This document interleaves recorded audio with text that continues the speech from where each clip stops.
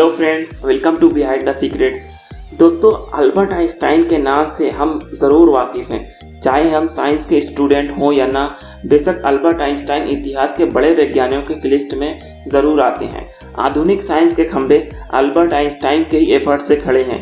लेकिन मैं आपको आज इस वीडियो में अल्बर्ट आइंस्टाइन के मरने के बाद होने वाले दिलचस्प वाक़ये को बताऊंगा।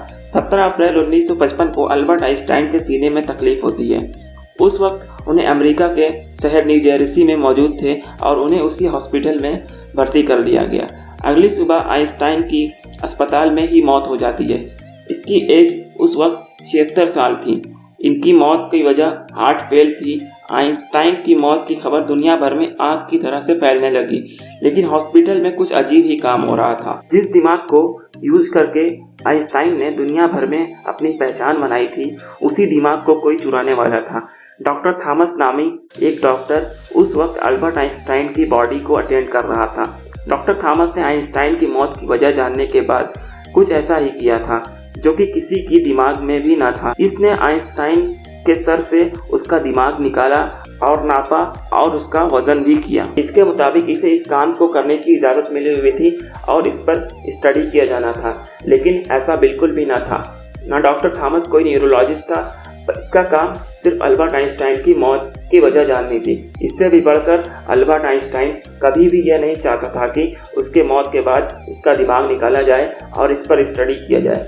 इसकी ख्वाहिश के खिलाफ था। डॉक्टर थॉमस ने आइंस्टाइन का दिमाग निकालकर उसे एक जार में रख लिया और यह सब करने के बाद वह सीधा आइंस्टाइन के बेटे हैंस अल्बर्ट आइंस्टाइन के पास गया और इसने उसे मनाना शुरू कर दिया कि ये आइंस्टाइन का दिमाग को निकालना चाहता है, जो कि ये साइंटिफिक स्टडी के लिए इस्तेमाल करेगा। लेकिन ये दिमाग पहले से ही निकाल चुका था। काफ़ी जिद करने के बाद हैंस ने इसे इजाज़त दे दिया। इसके 3 दिन बाद 20 अप्रैल 1955 को फेमस न्यूज़पेपर न्यूयॉर्क टाइम्स ने ये खबर निकाली कि आइंस्टाइन के बेटे की इजाज़त के बाद डॉक्टर थॉमस ने आइंस्टाइन का दिमाग निकाल लिया है। ये खबर छपने के बाद ही बहुत सारे लोगों ने आइंस्टाइन के दिमाग को देखने की ख्वाहिश जाहिर कर दी। इनमें ज़्यादातर साइंटिस्ट और डॉक्टर शामिल थे। ये सब लोग हॉस्पिटल पहुंचना शुरू हो गए। हॉस्पिटल के मैनेजमेंट ने डॉक्टर थॉमस का इंतज़ार कर रहे थे, क्योंकि दिमाग का जार डॉक्टर थॉमस के ही पास था, जिसको उसने अपने घर में रखा हुआ था। उस दिन डॉक्टर थॉमस हॉस्पिटल पहुंचे ही नहीं, तो हॉस्पिटल के मैनेजमेंट में बहुत प्रेशर की वजह से डॉक्टर थॉमस को टर्मिनेट का ऑर्डर जारी कर दिया गया। डॉक्टर थॉमस को भले ही टर्मिनेट कर दिया गया, लेकिन आइंस्टाइन का दिमाग अब भी उसी के पास था।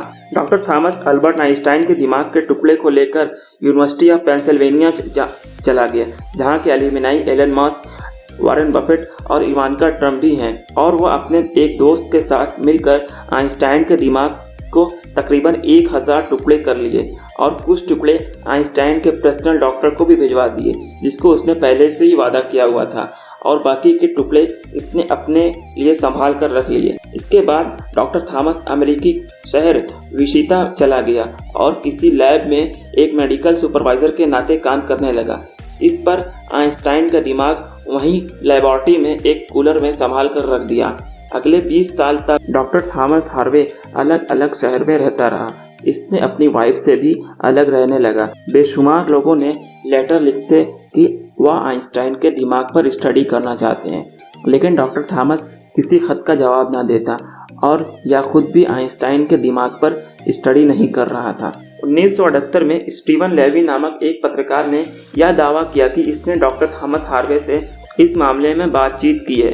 इसके मुताबिक डॉक्टर थॉमस मान ही नहीं रहा था कि आइंस्टाइन का दिमाग उसके पास मौजूद है, लेकिन फिर वह मान गया और डॉक्टर थॉमस ने स्टीवन लेवी के वो जार में बंद आइंस्टाइन का दिमाग के टुकड़े भी दिखाए, जो इसने केमिकल्स में रखे हुए थे। इस दौरान डॉक्टर थॉमस ने कुछ साइंटिस्ट को आइंस्टाइन के दिमाग के टुकड़े भी भिजवाए। और एक दिलचस्प बात यह है कि 1988 में डॉक्टर थॉमस की मुलाकात आइंस्टाइन की पोती से होती है और डॉक्टर थॉमस अपने साथ जार में बंद आइंस्टाइन का दिमाग के टुकड़े भी ले गया, जो उसकी पोती के घर ही भूल गया।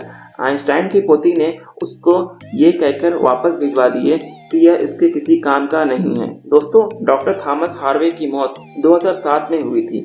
डॉक्टर थॉमस हार्वे अपनी मौत से पहले या प्रिंसटन हॉस्पिटल में आइंस्टाइन के दिमाग को भिजवा दिया था। अमेरिकी शहर फिलाडेल्फिया के म्यूजियम में आइंस्टाइन का दिमाग आज भी मौजूद है, जिसे लोग देखने जाते हैं। दोस्तों, अगर वीडियो पसंद आए तो इस वीडियो को लाइक और शेयर ज़रूर करें। ऐसी और भी इंटरेस्टिंग वीडियोस के लिए इस चैनल को सब्सक्राइब करें। Take care, bye.